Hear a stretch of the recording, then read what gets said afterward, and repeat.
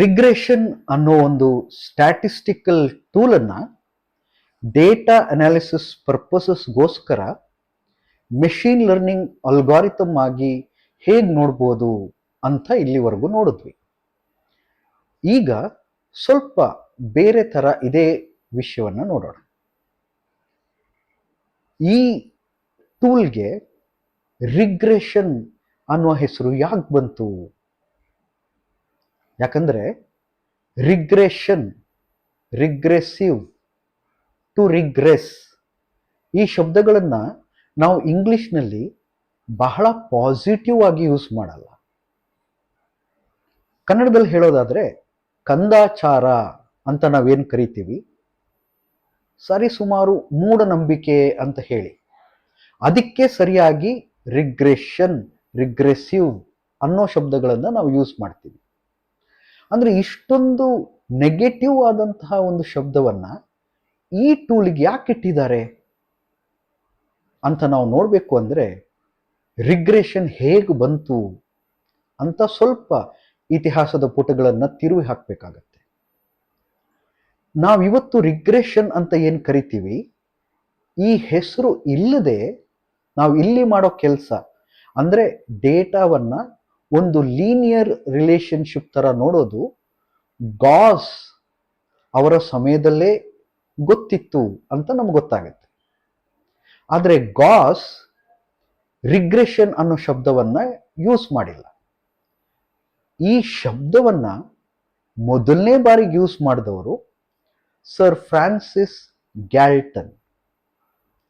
ಇವತ್ತು ನಾವು ಸ್ಟ್ಯಾಟಿಸ್ಟಿಕ್ಸ್ ಅಂತ ಕರೆಯೋ ಈ ಫೀಲ್ಡ್ ಏನಿದೆ, ಇದರ ಮುಕ್ಕಾಲು ಭಾಗ ಕೆಲಸ ಶುರುವಾಗಿದ್ದೇ ಸರ್ ಫ್ರಾನ್ಸಿಸ್ ಗ್ಯಾಲ್ಟನ್ ಅವರಿಂದ. ಗ್ಯಾಲ್ಟನ್ ಅವರು ಚಾರ್ಲ್ಸ್ ಡಾರ್ವಿನ್ ಅವರ ಕಸಿನ್. ಚಾರ್ಲ್ಸ್ ಡಾರ್ವಿನ್ ನಮಗೆಲ್ಲ ಗೊತ್ತಿರೋ ಥರ ಮನುಷ್ಯರ ವಿಕಾಸದ ರೀತಿಯನ್ನೇ, ಅದನ್ನು ನೋಡೋ ರೀತಿಯನ್ನೇ ಬದಲಾಯಿಸಿದ ಮಹಾ ಸಂಶೋಧಕ. ಈ ಡಾರ್ವಿನಿನ ಕಸಿನ್ ಆದಂಥ ಗ್ಯಾಲ್ಟನ್ ಅವರು ಎಕ್ಸ್ಪೆರಿಮೆಂಟ್ ಮಾಡ್ತಾ ಮಾಡ್ತಾ ತಮ್ಮ ರಿಸಲ್ಟನ್ನು ಹೇಳಕ್ಕೆ ಯೂಸ್ ಮಾಡಿದಂಥ ಶಬ್ದ ರಿಗ್ರೆಷನ್. ಅವ್ರು ಮಾಡ್ತಿದ್ದ ಎಕ್ಸ್ಪೆರಿಮೆಂಟ್ ಆದರೂ ಏನು ಅಂದರೆ, ತುಂಬ ಉದ್ದ ಆಗಿರೋ ಪೇರೆಂಟ್ಸ್, ಹೈಟ್ ಜಾಸ್ತಿ ಇರುವ ಪೇರೆಂಟ್ಸ್ ಮತ್ತು ಅವರ ಮಕ್ಕಳು, ಈ ಡೇಟಾನ ತಗೊಂಡು ಅವರು ಅನಾಲಿಸಿಸ್ ಮಾಡ್ತಾ ಇದ್ರು. ಬಹಳ ಆಶ್ಚರ್ಯ ಏನಾಯಿತು ಅಂದರೆ, ಇಬ್ಬರು ಪೇರೆಂಟ್ಸ್ ಹೈಟ್ ಇದ್ದರೆ ಅವರ ಮಕ್ಕಳು ಕೂಡ ಅಷ್ಟೇ ಹೈಟ್ ಬರ್ತಾರೆ ಅಂತ ಹೇಳೋ ಡೇಟಾ ಅವ್ರ ಬೈಲಿ ಸಿಕ್ಕಿರಲಿಲ್ಲ. ಅಂದರೆ ಪೇರೆಂಟ್ಸ್ ಹೈಟ್ ಜಾಸ್ತಿ ಇದ್ದರೂ ಬರ್ತಾ ಬರ್ತಾ ಮಕ್ಕಳ ಹೈಟ್ ಕಮ್ಮಿ ಆಗ್ತಾ ಬರ್ತಾ ಇದೆ ಅಂತ ಅವರು ಅಬ್ಸರ್ವ್ ಮಾಡಿದ್ರು. ಅದಕ್ಕೆ ಈ ರಿಸಲ್ಟನ್ನು ಹೇಳುವಾಗ ಅವರು ಯೂಸ್ ಮಾಡಿದ ಶಬ್ದ ಇದೆಯಲ್ಲ, ಅದು ಭಾಳ ಇಂಟ್ರೆಸ್ಟಿಂಗ್. ಅವ್ರು ಯೂಸ್ ಮಾಡಿದ ಶಬ್ದ ರಿಗ್ರೆಷನ್ ಟು ಮೀಡಿಯೋಕೋರ್. ಅಂದರೆ ನಾವು ಕನ್ನಡದಲ್ಲಿ ಬರ್ತಾ ಬರ್ತಾ ರಾಯರ್ ಕುದುರೆ ಕತ್ತೆ ಅಂತ ಹೇಳ್ತೀವಲ್ಲ, ಅಂದರೆ ಡಿಗ್ರೇಡ್ ಆಗ್ತಾ ಇದೆ, ರಿಗ್ರೆಷನ್ ಟು ದಿ ಮೀಡಿಯೋಕೋರ್. ಇದನ್ನ ಅವ್ರು ಹೇಳಿತ್ತು. ಇದರಿಂದ ಬಂದ ಶಬ್ದ ರಿಗ್ರೆಷನ್. ಅಂದರೆ ಅವರು ನಾವು ಈಗ ಎಲ್ಲ ಕಡೆ ಬಳಸೋ ಥರ ರಿಗ್ರೆಷನ್ ಅನ್ನ ಪಾಸಿಟಿವ್ ಗ್ರಾಫ್ ಆಗಿ ಬರೆದಿಲ್ಲ. ಅವರ ಗ್ರಾಫ್ ನೆಗೆಟಿವ್ ಸ್ಲೋಪ್ ಇತ್ತು. ನಮ್ಮ ಈಗಿನ ಥರ ಹೇಳೋದು ಅಂದರೆ ನೆಗೆಟಿವ್ ಸ್ಲೋಪ್ ಇತ್ತು. ಅಂದರೆ ಬರ್ತಾ ಬರ್ತಾ ಕಮ್ಮಿ ಆಗ್ತಾ ಇದೆ ಹೈಟ್ ಅಂತ ಅವ್ರ ಒಬ್ಸರ್ವೇಷನ್. ಅದಕ್ಕೆ ಅವರು ಕೊಟ್ಟಿದ್ದ ಹೆಸರು ರಿಗ್ರೆಷನ್ ಟು ಮೀಡಿಯೋಕೋರ್. ನಾವಿವತ್ತು ಅದೇ ಶಬ್ದವನ್ನು ಯೂಸ್ ಮಾಡ್ತಾ ಇದ್ವಿ. ಇಷ್ಟು ಹೇಳಿದ್ರೆ ಈ ಕತೆ ಮುಗಿಯಲ್ಲ. ಫ್ರಾನ್ಸಿಸ್ ಗ್ಯಾಲ್ಟನ್ ಅವರು ಈ ರೀತಿಯ ಸಂಶೋಧನೆ ಯಾಕೆ ಮಾಡಿದ್ರು? ಇದು ಸ್ಟ್ಯಾಟಿಸ್ಟಿಕ್ಸ್ನ ಬಹಳ ಕರಾಳ ಅಧ್ಯಾಯ ಇದು. ಮತ್ತು ಈ ಸಮಯದಲ್ಲಿ ಕೂತ್ಕೊಂಡು ಆಗ ನಡೆದ ಸಂಶೋಧನೆಗಳ ಬಗ್ಗೆ ಹೇಳೋದು ಬಹಳ ಸುಲಭ. ಆದರೆ ಆ ಕಾಲದಲ್ಲಿ ಜನರಿಗೆ ಒಂದು ನಂಬಿಕೆ ಒಂದು ಭಾಗದಲ್ಲಿ ಬಹಳ ಬಹಳ ಬಹಳ ಸ್ಟ್ರಾಂಗ್ ಆಗಿತ್ತು.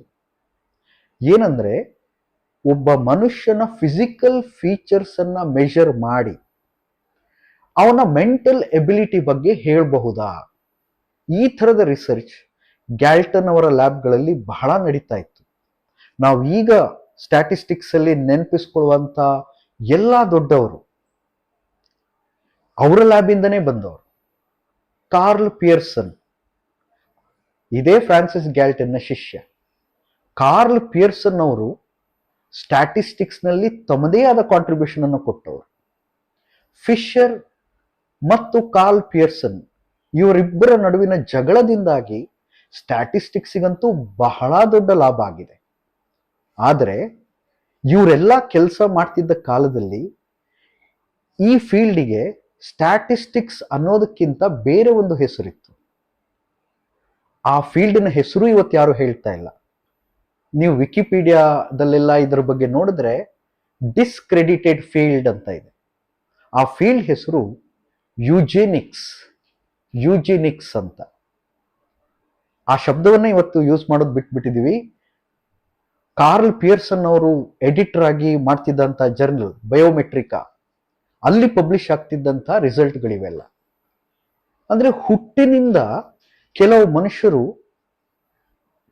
ಕೆಲವು ಸಾಮರ್ಥ್ಯಗಳನ್ನ ತೆಕ್ಕೊಂಡು ಬಂದಿರ್ತಾರೆ ಅಂತ ಜನ ನಂಬಿದ ಕಾಲ ಅದು.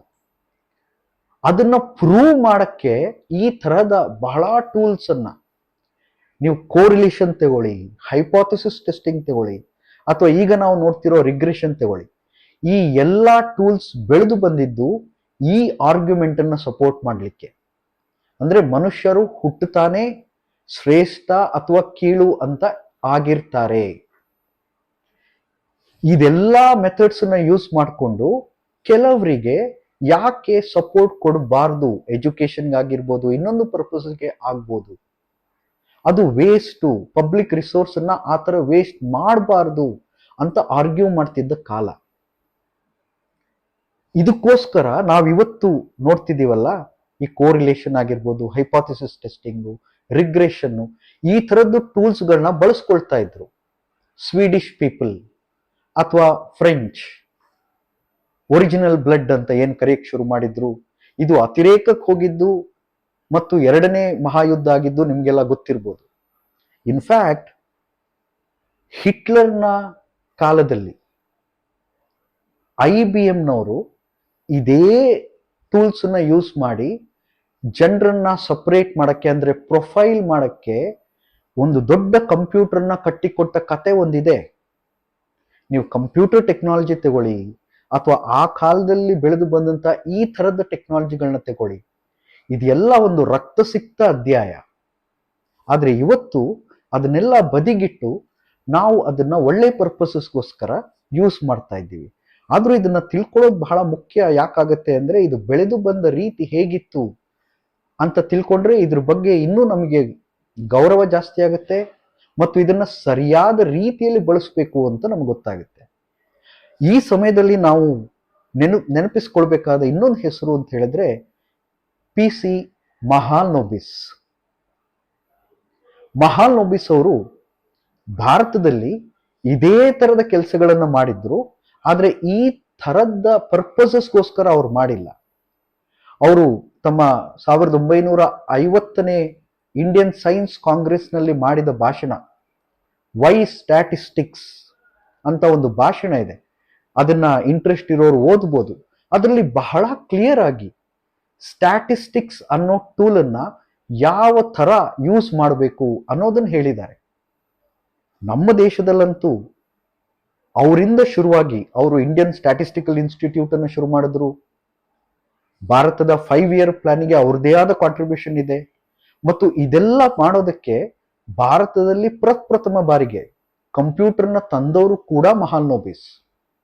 ವ್ಯತ್ಯಾಸ ನೋಡಿ, ಒಂದು ಕಡೆ ಇದೇ ಸ್ಟ್ಯಾಟಿಸ್ಟಿಕ್ಸ್ ನ ಟೂಲ್ಗಳನ್ನ ಯೂಸ್ ಮಾಡಿಕೊಂಡು ಒಂದು ಜನಾಂಗದ ಮೇಲೆ ಇನ್ನೊಂದು ಜನರನ್ನ ಎತ್ತಿ ಕಟ್ಟಿದ್ದಂತಹ ಅವರು ಯುರೋಪ್ನಲ್ಲಿ, ಅದೇ ಸ್ಟ್ಯಾಟಿಸ್ಟಿಕಲ್ ಟೂಲ್ಸ್ ನ ಯೂಸ್ ಮಾಡಿ ಇದೇ ಕಾರ್ಲ್ ಪಿಯರ್ಸನ್ ನ ಲ್ಯಾಬ್ ಅಲ್ಲಿ ಹೋಗಿ ಕೆಲಸ ಮಾಡಿ ಬಂದು ಫಿಶರ್ ಜೊತೆ ಫ್ರೆಂಡ್ಶಿಪ್ ಇಟ್ಕೊಂಡು ಇದೇ ಟೂಲ್ಸ್ ನ ಯೂಸ್ ಮಾಡಿ ಭಾರತವನ್ನ ಹೇಗೆ ಮುಂದೆ ತರಬೇಕು ಅಂತ ಯೋಚನೆ ಮಾಡಿದ ಮಹಾಲ್ನೋಬಿಸ್ ಇನ್ನೊಂದು ಕಡೆ ಇದ್ದಾರೆ.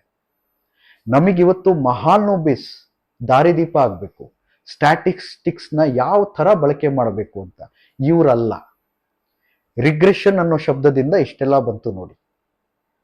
ನಾನು ಇನ್ನೊಂದು ಆಗ್ಲೇ ಹೇಳ್ತಾ ಇದ್ದೆ, ರಿಗ್ರೆಷನ್ಗೆ ಕನ್ನಡದಲ್ಲಿ ಒಂದು ಪದ ಬಳಕೆ ಮಾಡಬೇಕು ಅಂತಂದ್ರೆ ಕಂದಾಚಾರ, ಮೂಢನಂಬಿಕೆ ಅನ್ನೋದನ್ನ ಯೂಸ್ ಮಾಡ್ಬೋದು ಅಂತ. ಅದು ಸರಿನೇ. ಯಾಕೆಂದ್ರೆ ನೀವು ನೋಡಿದ್ರೆ ರಿಗ್ರೆಷನ್ ಅನ್ನೋ ಟೂಲ್ ಬಹಳ ಸೈಂಟಿಫಿಕ್ ಅಂತ ನಮಗೆ ಅನ್ಸಿದ್ರು ಅದರ ಹಿಂದೆ ಒಂದು ನಂಬಿಕೆ ಇದೆ. ಆ ನಂಬಿಕೆ ಏನು ಅಂತಂದ್ರೆ, ಈ ಹಿಂದೆ ಹೇಗೆ ನಡೆದಿದೆಯೋ ಮುಂದೆ ಕೂಡ ಅದೇ ತರ ನಡೆಯುತ್ತೆ. ಇದು ನಂಬಿಕೆ. ಡೇಟಾದಿಂದ ಅದನ್ನ ಪ್ರೂವ್ ಮಾಡಕ್ಕಾಗಲ್ಲ. ನಾವು ರಿಗ್ರೆಷನ್ ಅಲ್ಲಿ ಮಾಡೋ ಎಲ್ಲಾ ಮಾಡೆಲ್ಗಳು ಇದನ್ನೇ ಹೇಳೋದು. ಅಂದ್ರೆ ನೀವು ಹಿಂದೆ ಏನಾಗಿದೆ ಅಂತ ಹೇಳಿ ಮುಂದೆ ಏನಾಗುತ್ತೆ ನಾವು ಹೇಳ್ತೀವಿ ಅಂತ. ಹಿಂದೆ ನಡೆದಿದ್ದಂತ ಎಷ್ಟು ಡೇಟಾ ಜಾಸ್ತಿ ಕೊಡ್ತೀರಾ ಮುಂದೆ ನಡೆಯೋದನ್ನ ಹೇಳ್ಬಹುದು ನಾವು ಅಂತ. ಸರಿನಾ? ಇದು ತಪ್ಪಾ? ನೀವು ಪ್ಯೂರ್ ಸ್ಟ್ಯಾಟಿಸ್ಟಿಕ್ಸ್ ಪ್ರಾಕ್ಟೀಸ್ ಮಾಡೋರ್ನ ಅಥವಾ ಮ್ಯಾಥಮೆಟಿಷಿಯನ್ಸ್ ನ ಕೇಳಿದ್ರೆ ಇದು ಸಾಧ್ಯ ಇಲ್ಲ ಅಂತಾರೆ. ಅದಕ್ಕೊಂದು ಕಾರಣನೂ ಇದೆ. ಯಾಕಂದ್ರೆ ನಾವು ಮಾಡೆಲ್ ಬಿಲ್ಡ್ ಮಾಡಕ್ಕೆ ಯೂಸ್ ಮಾಡ್ಕೊಂಡಿರೋ ಡೇಟಾ ಒಂದು ಚೌಕಟ್ಟಿದೆ ಅಲ್ವಾ. ಈಗ ನಾವು ಹಿಂದೆ ಸಾಲ್ವ್ ಮಾಡಿದ್ದ ಎಕ್ಸಾಂಪಲೇ ನೋಡಿ, ಮಳೆ ಬಂತು ಅನ್ನೋ ಡೇಟಾ ನಮ್ಮ ಹತ್ರ ಇದೆ, ಅದರಿಂದ ಪ್ಲಾಂಟ್ಸ್ ಎಷ್ಟು ಗ್ರೋ ಆಗುತ್ತೆ ಅಂತ ನಮ್ಮ ಹತ್ರ ಡೇಟಾ ಇತ್ತು. ಅದನ್ನ ರಿಗ್ರೆಷನ್ ಮಾಡೆಲ್ ಮಾಡಿದ್ವಿ. ಈಗ ನಾವು ಈ ಮಾಡೆಲ್ ಇಂದ ಹೊರಗಡೆ ಇರೋ ಡೇಟಾದ ಬಗ್ಗೆ ಪ್ರಿಡಿಕ್ಷನ್ ಮಾಡಿ ಅಂತ ಕೇಳ್ತಾ ಇದ್ದೀರಾ.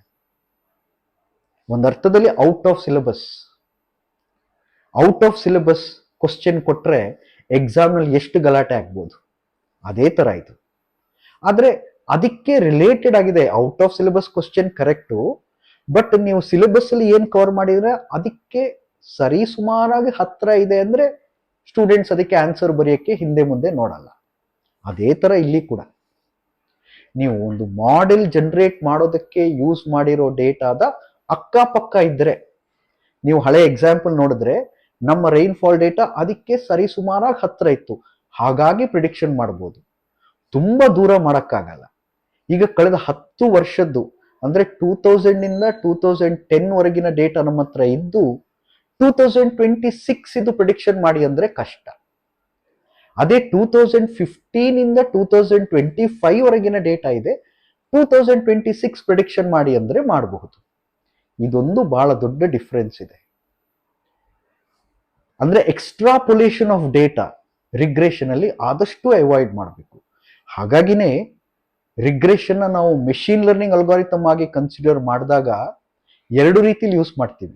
ಒಂದು ಪ್ರಿಡಿಕ್ಷನ್ಗೆ, ಅದು ಈಗಾಗಲೇ ನಾವು ಕವರ್ ಮಾಡಿದ್ದೀವಿ. ಇನ್ನೊಂದು ಡೈಮೆನ್ಷನಾಲಿಟಿ ರಿಡಕ್ಷನ್, ಅಂದ್ರೆ ತುಂಬಾ ಫೀಚರ್ಸ್ ಇದ್ದಾಗ ಯಾವ ಫೀಚರ್ಸ್ ಎಷ್ಟು ಇಂಪಾರ್ಟೆಂಟ್ ಅಂತ ನಾವು ಕನ್ಸಿಡರ್ ಮಾಡಬೇಕು ಅನ್ನೋದ್ರ ಕಡೆ ಕೂಡ ರಿಗ್ರೆಷನ್ ನಮಗೆ ಹೆಲ್ಪ್ ಮಾಡುತ್ತೆ. ಒಟ್ಟಿನಲ್ಲಿ ಬಹಳ ಬೇರೆ ಆದ ಪರ್ಪಸಸ್ಗೆ ಬಂದಂತಹ ಒಂದು ಸ್ಟ್ಯಾಟಿಸ್ಟಿಕಲ್ ಟೂಲ್ ಆದಂತಹ ರಿಗ್ರೆಷನ್ ಇವತ್ತು ಮೆಷಿನ್ ಲರ್ನಿಂಗ್ ಅಲ್ಗಾರಿಥಮ್ ಆಗಿ ರೂಪಾಂತರ ಆಗಿರೋದಿದೆಲ್ಲ, ಇದು ಬಹಳ ರೋಚಕವಾದ ಕತೆ.